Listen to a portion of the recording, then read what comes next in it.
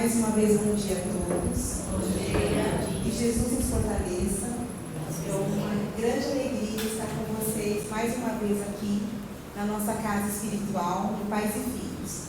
Sejam todos muito, muito bem-vindos. Nessa manhã de domingo, os nossos espíritos amigos, os benfeitores dessa casa, os nossos amores, já nos aguardavam para pacificar os nossos corações. Fomos atraídos aqui por cada um deles, por cada um dos nossos amores.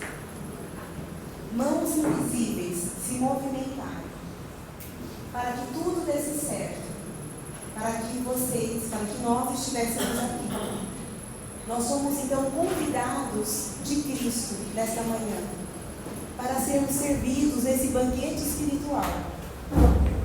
Então vamos nos sentindo à vontade para que os nossos centros de força se permitindo então que a ansiedade, a inquietação,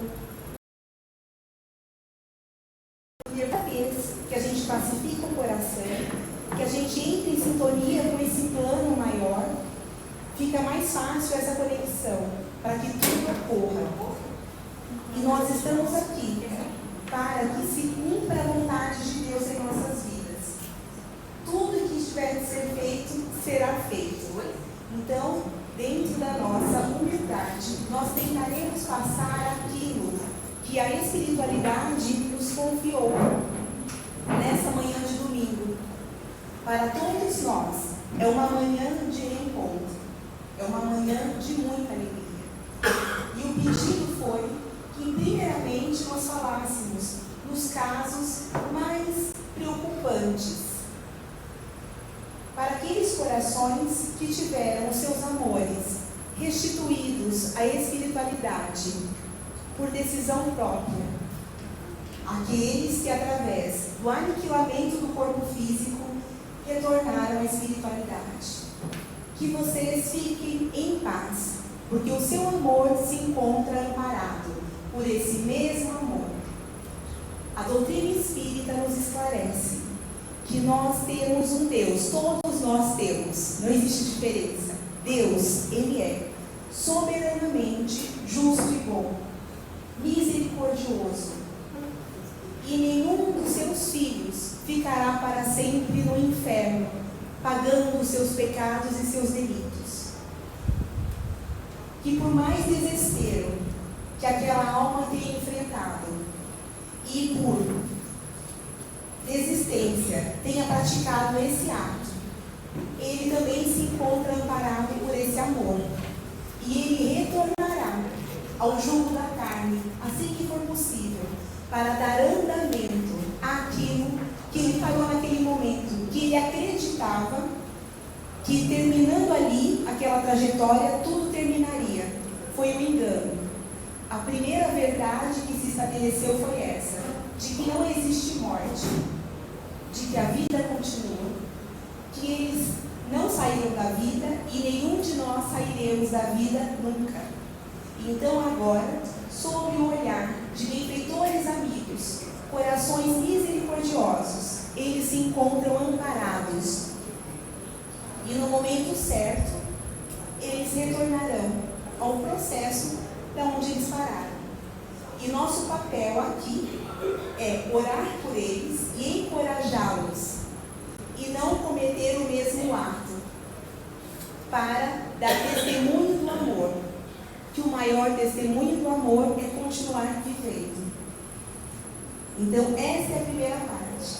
Pacifiquem seus corações. Não existe o inferno que o nosso amor ficará para sempre ali sofrendo, porque Jesus, o nosso mestre, nosso guia e modelo, prometeu que das ovelhas que o Pai lhe confiou, nenhuma se perderia. E Ele cumprirá essa palavra. Todos nós chegaremos ao nosso grau de perfectibilidade um dia, uns mais cedo, outros mais tarde, mas ninguém sairá da vida jamais. Nosso pastor amado, Ele não permitirá. Ele, em alguns momentos, Ele fala que nem que se for preciso se afastar das 99 para colher uma, Ele fará. Isso é o amor. Ele sempre nos guiará para pastos verdejantes, para nos envolver, até que nós possamos, então, encontrar o nosso caminho. Para muitos de nós, estamos passando pela pior fase da nossa vida, uma fase que nós jamais imaginávamos, que é restituir tesouros à espiritualidade. Nós estamos aprendendo a restituir a Deus aquilo que nunca foi nosso, mas é muito doloroso, porque quando nós recebemos essas joias sagradas das mãos do Pai, para tratá-las, amá-las como filhos, filhas, nós nos encantamos. Essas joias vêm em formatos de pai, mãe, um avô, uma avó, alguém que a gente tem uma afinidade muito grande, um esposo, a esposa, e nós vamos nos afeiçoando à convivência com elas, porque o seu brilho nos traz vida, nos traz esperança, nos traz encorajamento de viver, de construir histórias. Mas, de uma hora inesperada, alguns através de doença, outros não, através de um acidente, de outras questões, essas joias são restituídas à espiritualidade. E é muito difícil de reaprender a viver sem os brilhos dela fisicamente. Por isso nós estamos aqui, em nome delas, dessas preciosidades, desses amores que são tão raros e tão caros para todos nós. O grito de amor que eles nos deram foi suficiente para nos trazer aqui. Foi maior que o grito do dia que recebemos aquela notícia de que a vida física havia se interrompido. Uma voz maior gritou dentro de vocês que não havia se interrompido, que o amor continuava, que eles permaneciam vivos. E essa voz os trouxeram aqui, nesse laço de amor que nunca vai terminar. Esse laço só se romperá quando uma das partes desistirem de amar. Porque não é o sepulcro que enterra, não é a cremação que finda, é o esquecimento, é não lembrar. Mas quando nós continuamos a jornada da vida, honrando nossos amores, com atitudes positivas, consagrando a vida, eles permanecerão vivos dentro de nós, porque vivos eles sempre estarão, mas permanecerão vivos dentro de nós, e nós os sentiremos através de cada ação positiva. Nos processos do luto, é natural então que a gente se afaste de algumas pessoas. Entramos muitas vezes num circuito de punição, já que meu amor foi restituída a espiritualidade, agora eu não quero mais se relacionar com ninguém. Eu não vou mais sorrir, eu não vou mais a festas, eu não quero mais viajar. É uma decisão, mas é uma decisão muito triste para quem fica e para quem vai. Porque vai despertar em quem foi um sentimento de culpa muito grande. Porque se o objetivo desse amor que passou pela nossa vida, e é o motivo de estarmos aqui, se o objetivo dele foi nos ensinar a amar, e quando ele retorna à espiritualidade, nós decidimos então a não amar mais, a nos fechar, significa que a lição não foi aprendida. Esse processo que estamos vivendo de luto não é processo de castigo, não é uma punição. Nós estamos nos restabelecendo com as leis divinas, com amor. São espíritos que precisavam passar por esse processo de aprendizagem. E nós como parceiros, como responsáveis de alguma forma, direta ou indiretamente, prometemos a eles que durante esse processo aqui na Terra, nós iríamos estar ao lado deles. Aí vocês podem dizer, quando eu aceitei esse projeto, eu não estava bem na cabeça. Como eu aceitei passar por isso? É impossível. É que quando você aceitou esse projeto, você estava na espiritualidade, junto com a equipe da reencarnação, do planejamento reencarnatório. E ali você estava vendo o seu mentor, os protetores, e eles disseram, pode ir, que no momento extremo dessa prova, você não estará sozinho, nós estaremos com você, e você dará conta do recado. E assim nós prometemos, mergulhamos no corpo da carne, e começamos então a construir a nossa jornada evolutiva. Não é uma sentença, porque foi programado exatamente dessa forma, vai acontecer exatamente assim. Existem algumas alterações, algumas mudanças de rumo. Nós temos o nosso livre-arbítrio. Não é castigo, porque a todo momento nós podemos mudar nossas atitudes através do amor. Foi Jesus que nos ensinou que o amor, ele cobre a multidão de pecados, de equívocos.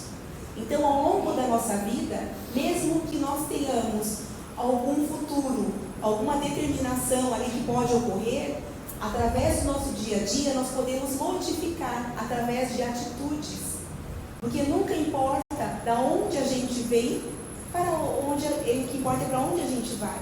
Mas existem algumas provas que são necessárias para aquele espírito, e ele fala, eu só vou entrar no corpo da carne se eu passar por esta prova, porque eu preciso quitar algo que está pendente com a minha consciência, de outras vidas. E a gente, no gesto de amor, fala, pode ir que eu vou com você. Então, é um contrato assinado espiritualmente. E nós chegamos aqui para dar cumprimento e testemunho desse amor. O que não é fácil quando chega na hora prática de exercitar. Porque eles nos fazem muita falta. É muito difícil de desenhar uma nova rotina, de restabelecer novos laços, sem esse amor que nos é tão precioso. Mas esse é o convite, que esse amor se torne tão grandioso que seja capaz de transbordar e atingir outros corações. Que o amor que nós temos dentro de nós não é amor, é um sentimento. Amor só é amor quando ele entra em ação. Então esse amor que está aí cristalizado dentro do seu peito, que chega a ferir pela partida do seu ente querido, quando você permitir que ele jogue, que ele transcorra como um rio, e ele sacie a sede de outras pessoas, através de um gesto, através de uma palavra, você vai se sentir vivo, de volta à vida. E quando você conseguir despertar em outros olhos o mesmo brilho, em outras bocas o mesmo sorriso, você vai ver que seu amor está ali, que ele está rindo para você. Inconscientemente te falando, era essa a nossa lição. Que todos nós possamos ampliar os nossos horizontes do amor. Esse é o convite, não é um castigo. Deus jamais faria isso com seus filhos amados. Porque a lei de Deus, ela não é de desencontro. A lei de Deus é de união, é de encontro. Todos nós nos reencontraremos. Este processo é apenas um processo de muitos que nós já vivenciamos. Não é a nossa primeira existência física. E talvez não será a última, né? Poucos serão as últimas, né? Teremos que retornar aqui muitas vezes para continuar o aprendizado do amor. Então o reencontro, ele ocorrerá da forma que Deus assim permitir. Através desse amor que volte no mesmo ventre materno, através de um laço consanguíneo, um sobrinho, um filho, ou em uma outra existência física. O fim não existirá. O reencontro, ele é seguro. Nós, muitas vezes, nos aprisionamos no momento da partida. Em como foi aquela situação, nos relembramos do leito da enfermidade, dos dias de hospitais, o barulho do hospital, toda aquela situação de tanta dor. A gente fixa no momento, digamos assim, do aeroporto ou da estação do trem. Quando a gente vai viajar, a gente não fica muito preso na imagem desse percurso da estação, ou do aeroporto, ou do porto. Isso pouco importa. O que importa foi o que a gente viu lá, naquela viagem maravilhosa. Quem é que fica perdendo tempo em contar o que aconteceu dentro do aeroporto ou dentro da estação rodoviária? O importante foi aquilo que a gente viu de melhor, mais belo, as curiosidades, as encrencas, as coisas engraçadas. Agora que nossos amores foram para o outro lado da estação de trem, do trem da vida, eles se lembram das alegrias, dos sorrisos que foram dados. Eles têm saudade do cheiro da comida, do beijo, do perfume, do cafuné. Eles querem se lembrar de vida, porque isso alimenta a alma deles com serenidade, essas lembranças. Então, ficar se martirizando de como foi o momento da partida, o porquê eu não estava lá naquele momento. Se você não estava lá, é porque você não deveria estar lá. Era também as mãos de Deus cuidando, te preservando naquele momento e preservando o seu amor. E se você estava lá naquele momento, olhando para os olhos dele, segurando as mãos, é porque assim foi escolhido. Porque não existia a melhor forma de chegar do outro lado. Ele queria assim, partir com essa segurança, fazer essa viagem, e ele ainda sente as suas mãos tocando as deles, sente o seu olhar. Cada um teve o seu percurso, como cada um de nós teve o seu nascimento aqui nessa chegada. Não se culpe. Você estava lá com o seu amor, com o seu afeto, e você ainda está lá. Vocês sempre estarão aonde tem que estar. Está tudo certo. Não se culpe. Utilize essas memórias como gratidão, como agradecimento. A solidão não estava lá. Mãos amáveis, de espíritos amorosos estavam lá, aconchegando, acolhendo o seu amor, para que ele pudesse fazer essa passagem de uma forma segura, de uma forma carinhosa. Para aqueles irmãos, aqueles amores que partiram em situações difíceis, cometendo delitos. Aonde estava Deus? Ele também estava lá. Esses amores também estão sob o mesmo olhar. Esta casa é a casa de Jesus, é a casa da caridade. Nós acolhemos aqui as mães de todos os lados, porque o amor de Deus está para todos os filhos, sem distinção. Estamos todos no mesmo barco. Gostaria de compartilhar com vocês um trecho do Velho Testamento. É uma parte que fala, é o profeta Ezequiel que fala. O profeta Ezequiel diz no Velho Testamento que certo dia, parece livro que foi feito pelo Chico Xavier, mas não é, o Velho Testamento. Ele fala que foi levado em espírito para um vale. Significa que foi um desdobramento.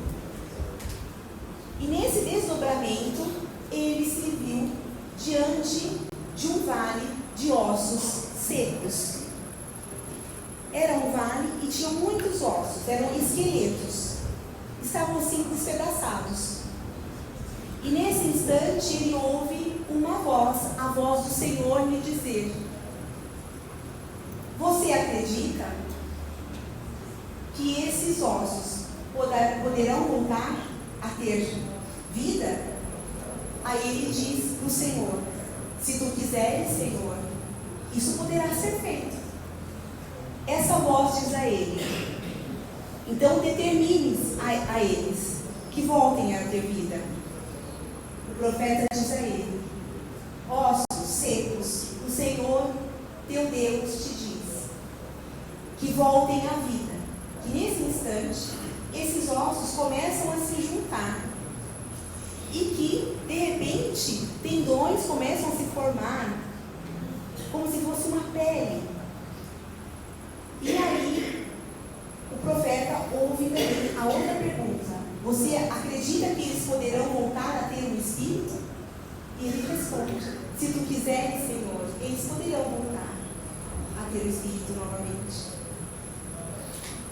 O profeta se enche de fé que ele está em desdobramento e diz: em nome do Senhor Deus, eu peço aos quatro ventos que penetrem dentro de ti e que o Senhor da vida os traga a vida. Naquele instante, o sopro da vida entra naqueles esqueletos e eles ficam em pé. E ele tem a visão que aqueles ossos se transformam num exército gigantesco, que era dentro do contexto bíblico que ali estava. Então, que era um vale de ossos secos que se transforma num exército enorme. Através dessa lição, desse trecho, é um convite de reflexão que nós fazemos. Todos nós estamos hoje na nossa vida diante de um vale dos ossos secos. Parece que a nossa vida findou, que nós não temos mais objetivo, que nada tem mais significado. Os nossos projetos foram por água abaixo. Tudo se secou. A gente pode ter declarado que nunca mais vai voltar a sorrir, voltar a viver, a construir histórias. Mas o Senhor da vida, mais uma vez, nos convida para que o sopro da vida retorne em nosso espírito, para que nós possamos restituir os nossos sonhos, a ter coragem de sair do vale da sombra da morte e caminhar por passos verdejantes com o nosso pastor amado, que ele sempre nos guiará com o seu cajado de amor, nos amparando. Esse cajado não é a punição, é apenas para alertar que saímos da rota. Esse convite é diário. Gostaria de compartilhar com vocês uma história de uma mãe, a Cris, mãe de duas joias preciosas, Ana Carolina e Pedro. Essa mãe corajosa, encantadora, assumiu um compromisso de restituir seus dois filhos à espiritualidade através de um câncer. Essa mãe maravilhosa se casou e lutou para engravidar durante 5 anos. Depois de 5 anos, a notícia mais feliz da sua vida, que ela seria a mãe de Ana Carolina. Ela descreve que foi o dia mais lindo da vida dela, recebendo aquela notícia. Ana Carolina nasce perfeita e feliz. Quando Ana Carolina está com 1 ano e 3 meses, ela tem mais um presente. Ela descobre que está grávida de Pedro. A harmonia é completa naquele lar. Uma família feliz. As crianças se desenvolveram muito bem, com muita saúde. Poucas vezes tiveram que recorrer a um pronto atendimento por algum problema. Sempre deu tudo muito certo. Só que a Aninha começou a apresentar algumas situações que despertou cuidados. Foi fazer investigação e descobriu que tinha leucemia. E começou o tratamento, mas a Aninha não desistiu, foi firme, corajosa, se curou e se formou em medicina. Passado um período, é descoberto que Pedro também tem um câncer. Quando a mãe tem esse diagnóstico, conversar com o médico e ela fala assim para ele: leia direito isso, doutor. Tem alguma coisa errada. O senhor acredita que um raio pode cair 2 vezes no mesmo lugar? Então, diante disso, o médico lê e pede então para a família fazer um rastreamento genético. E aí se descobre que tinha uma falha ali orgânica ali na família, então, que herdaram do pai. E eles tinham, pois, uma síndrome. E essa síndrome disparava assim, cânceres de vários tipos. Então a menina, que já estava curada, Ana Carolina, desenvolve um outro tipo de câncer. Então, em 2009, a mãe restitui a filha à espiritualidade. Em 2015, ela restitui o filho Pedro. Em 2020, ela restituiu o segundo esposo dela à espiritualidade por Covid. E em 2023, o pai biológico das crianças, que já sabia que ele que era o portador, né, que trazia essa síndrome para a família, uma herança genética, ele também retorna à espiritualidade pelo mesmo tipo de câncer. E essa mãe, ela conta o relato seguinte, que ela não pode parar. Que o pedido da filha no hospital foi o seguinte: ela fez uma carta. E nessa carta, a mãe tinha que se comprometer a não deixar de ser feliz. Que a mãe tinha que namorar, viajar e só falar de coisas boas. E a mãe então fez esse juramento com a filha. E assim a mãe segue sua vida. E a mãe conta, falando já sorrindo, com lágrimas e sorriso, porque as lágrimas elas sempre vão existir até o dia do reencontro. A mãe conta que quando o filho estava nesse processo de doença, tinha uma placa no quarto dele, que era assim: era proibido chorar, falar de aparência física, porque o tipo de câncer que ele tinha causava uma deformidade física.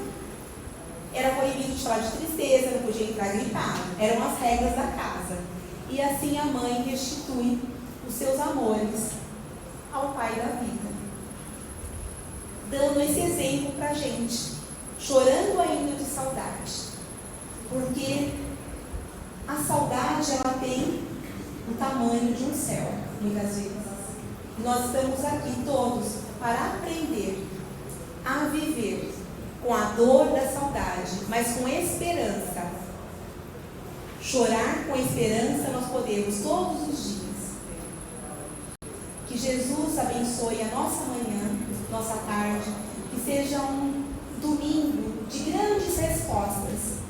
Se a nossa carta não vier, porque não são todos que receberão, que nós possamos aprender com a carta da outra pessoa que vai receber. Porque cada carta que chega é um grito do outro lado, dizendo que eles continuam vivos. Que Jesus abençoe a todos nós e não desista. Vamos permanecer na jornada da vida, porque vale a pena continuar semeando as melhores sementes, porque tudo aquilo que a gente semear, nós retornaremos para continuar colhendo, deixando um caminho lindo de esperança e de exemplos para os nossos amores, para que eles tenham orgulho de nós, das nossas atitudes. Que Jesus nos fortaleça.